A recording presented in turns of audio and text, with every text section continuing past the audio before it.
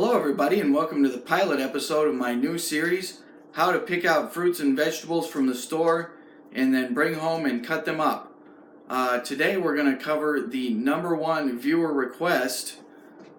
Come with me here and I'll take you to how to cut up a dog. No. How to cut up onions. These are the most popular onions you'll find at the store. I'm going to go and describe each of these and then tell you how to pick them out. So this is a white onion. It's not that great. It has kind of a harsher taste, and then it tends to go bad a little faster because it's got a softer texture. This one is the yellow onion, the most popular one. This one's just kind of an all-around good onion. Keeps a little bit longer. It gets a little sweeter when you cook it, but it can have a little bit of a harsh taste. This is the red onion. The main benefit of this is that it's got a really crunchy texture and the purple color, so that will be used for things like salads where you want it to stand out or where you're going to want that crunchy texture. This is a sweet onion. These have the sweetest flavor, and you can use these for things like onion rings or slicing them and putting them on hamburgers. The downside is these don't keep very long at all. They have a kind of a softer texture. This is a shallot. This is probably the best. This one has a really mild flavor, and this will be used in kind of fancier dishes or sauces. The downside is it costs a lot more, and it's smaller, so it's a little harder to cut up, but you could pretty much use this in whatever dishes where you're going to use an onion.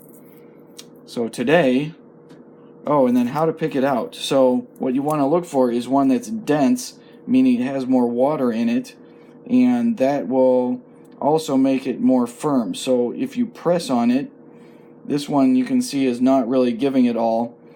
And then if you were to pick up different onions in the store, you'd want one that was heavier too. This one actually is giving a little bit, so you can see if I'm pushing on it, and it'll usually be near the ends. If I'm pushing on it, it gives a little bit, so it's softer. It's lost little bit of water, so this one's a little bit older. So how to cut it up. Oh, check out this new rig. This is a tripod with bendy legs that I have stuck under some plates in my cabinet. And it's got these jaws where I can put in the camera. Look at that. Professional quality. So, most of your home cooks, when they're going to go dice up an onion, they'll be tempted to cut it like this, just like if you were doing slices. But what we want to actually do is to cut from one end to the other. And you'll see why, I guess, later. So we're going to just cut straight through this way from one end to the other.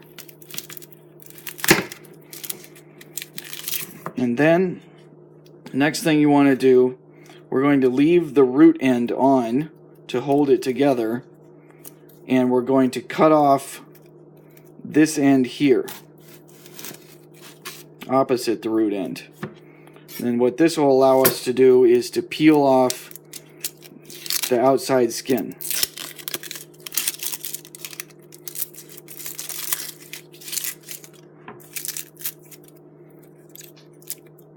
We're going to clean off our cutting board a little bit. Got too much onion skin on it. So then what we're going to do is dice it. And what you'll see on a lot of cooking shows, or what some people will be tempted to do, is to make a bunch of vertical cuts along it like this, and then make horizontal cuts like this to get that dice. And that'll work fine for this middle section here, but then what you'll end up getting is on this end where you're making that vertical cut, you'll get this great big sort of plank. So what we're going to do instead is we'll cut it like this. In the center it'll be 90 degrees, but here we're going to go more parallel with the cutting board. And then we'll just go all the way around it like that, making those cuts. And if you look at the end, you can see what that's going to do. So that'll make more even pieces. So here we go. We'll start here. And we'll just make these kind of rotate as we go around.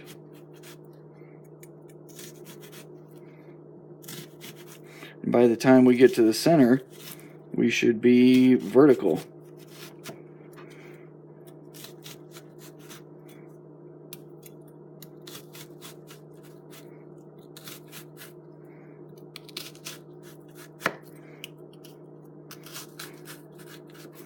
It's going to be a little challenging when you get down here.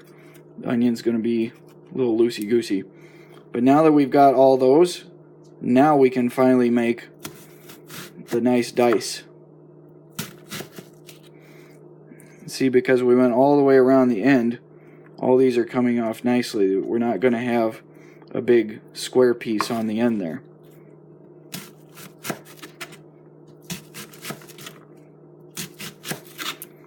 This part's actually a little too thin. I'm going to take that off.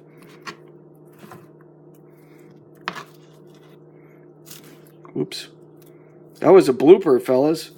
I accidentally was not holding the onion properly. What you want to do... Oh, check that out. Bleeding. So what you want to do is pinch your fingers in like this, not out like this, so that you cut it on things. So once we get near the end, we're also going to turn it like this because we're so vertical now that it'll be prone to slipping just like it did. And now if we haven't gone far enough towards the root, we'll go around like that to extend those, and then we can go around like this right here to get the final dice. And see how I'm being more careful now and pinching my fingers in?